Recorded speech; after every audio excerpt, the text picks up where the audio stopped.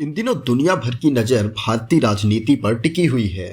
भारत वैश्विक बाजार और अंतर्राष्ट्रीय संबंधों की वजह से विश्व भर में चर्चा का विषय बना हुआ है और इसका कारण है भाजपा की लंगड़ी सरकार। सबसे पहले लंगड़ी सरकार का फंडा क्लियर कर देते हैं कि देश में लोकसभा की 543 सीटें हैं। किसी भी पार्टी को सरकार बनाने के लिए 272 सीटों की ज़रूरत होती है।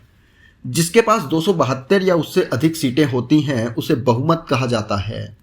साल 2014 और 2019 में हुए लोकसभा चुनाव में भाजपा बहुमत के साथ सरकार में आई थी।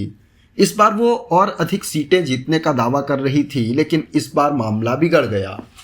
इस चुनाव में भारतीय जनता पार्टी के पास केवल 240 सीटें आईं, तो बहुमत से अभी भी 32 सीटें दूर है। वहीं भाजपा के बाद दूसरी सबसे बड़ी पार्टी कांग्रेस बनी है, जिसके पास 99 सीटें। फिर समाजवादी पार्टी, जिसे उत्तर प्रदेश में 37 सीटें मिली हैं। अब सवाल यह है कि सरकार किसकी बनेगी। राजनीति को थोड़ा भी जानने वाले लोगों को यह पता होगा कि लोकसभा में कई पार्टियां मिलकर चुनाव लड़ती हैं। भारतीय जनता पार्टी और उसकी सहयोगी पार्टियां जिस ओर से चुनाव लड़ती हैं उसे एनडीए कहते हैं। वहीं कांग्रेस और अन्य विपक्षी दल जहां से चुनाव लड़ते हैं उस गठबंधन का नाम इंडिया था, जिसे पहले यूपीए कहते थे। आपको बता दें कि एनडीए की कुल सीटें 292 हैं, जो कि पूर्ण बहुमत हैं, जिसमें भाजपा के 240 के बाद आंध्र प्रदेश के वरिष्ठ नेता और तेलुगु देशम पार्टी के राष्ट्रीय अध्यक्ष चंद्रबाबू नायडू की 16 सीटें हैं। इसके बाद जनता दल यूनाइटेड यानी नीतीश कुमार की पार्टी के 12 विधायक हैं। महाराष्ट्र से एकनाथ शिंदे की शिवसेना के पास 7 सीटें, बिहार से ही लोजपा पार्टी के अध्यक्ष चिराग पासवान के पास 5 सीटें, यूपी में आरएलडी पार्टी के अध्यक्ष जयंत चौधरी के पास 2 सीटें, साउथ के सुपर स्टार पवन कल्याण के पास भी 2 सीटें हैं। ऐसे ही कई सहयोगी दलों को मिलाकर भारतीय जनता पार्टी यानी एनडीए के पास कुल 292 सीटें हैं, जो कि सरकार बनाने के लिए काफ़ी हैं। अब पेच कहाँ फंस रहा है ये भी जान लेते हैं।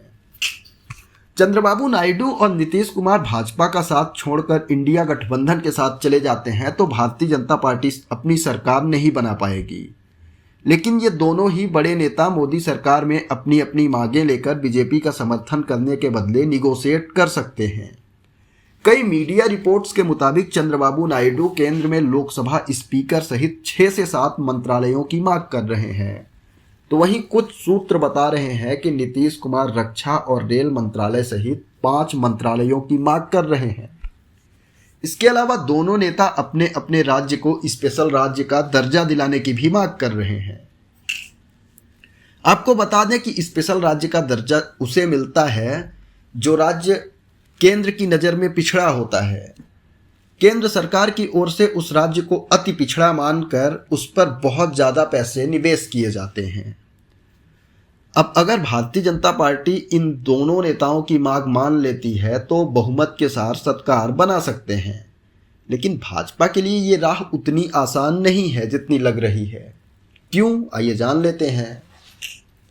इसमें मुख्य कैबिनेट में गृह मंत्रालय, रक्षा मंत्रालय, वित्त मंत्रालय, रेल मंत्रालय, कृषि मंत्रालय, एविएशन मिनिस्ट्री यानी नागरिक उड्डयन मंत्रालय, परिवहन मंत्रालय, सूचना प्रसारण मंत्रालय, ग्रामीण विकास मंत्रालय, शिक्षा और चिकित्सा मंत्रालय सहित बहुत से मंत्रालय बहुत खास हैं, जिसमें भारतीय जनता पार्टी ज़्यादा से ज़्यादा अपनी पार्टी के वरिष्ठ नेताओं को जगह देना चाहती है, जिसमें राजनाथ सिंह, पीयूष गोयल और नितिन गडकरी सहित शिवराज सिंह चौहान, मनोहर लाल खट्टर, ज्योतिरादित्य सिंधिया जैसे बड़े बड़े नाम मौजूद हैं।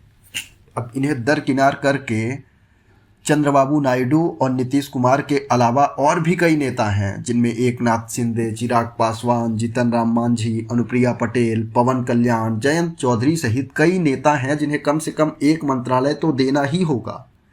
अब अगर भारतीय जनता पार्टी सभी को मनाने में कामयाब रहती है तो निश्चित ही वो सरकार में रहेंगी, नहीं तो भाजपा के लिए ये पूरे 5 साल तक सिरदर्द बना रहेगा।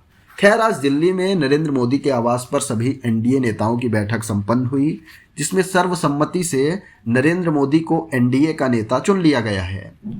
उसके बाद राष्ट्रपति के सामने सरकार बनाने का दावा भी एनडीए की ओर से किया जा चुका है। अब राष्ट्रपति द्रौपदी मुर्मू ने 7 तारीख की शाम का समय दिया है उसके बाद 8 तारीख को यानी 8 जून को नरेंद्र मोदी तीसरी बार प्रधानमंत्री पद की शपथ ले सकते हैं। ऐसी तमाम राजनीति से जुड़ी और अन्य फैक्ट वाली खबरों को स्पष्ट जानने के लिए आप हमारे चैनल को सब्सक्राइब कर सकते हैं। वीडियो पसंद आया हो तो एक लाइक ज़रूर करें और किसी को भारतीय राजनीति का हालचाल समझाना हो तो उस तक ये वीडियो शेयर करें।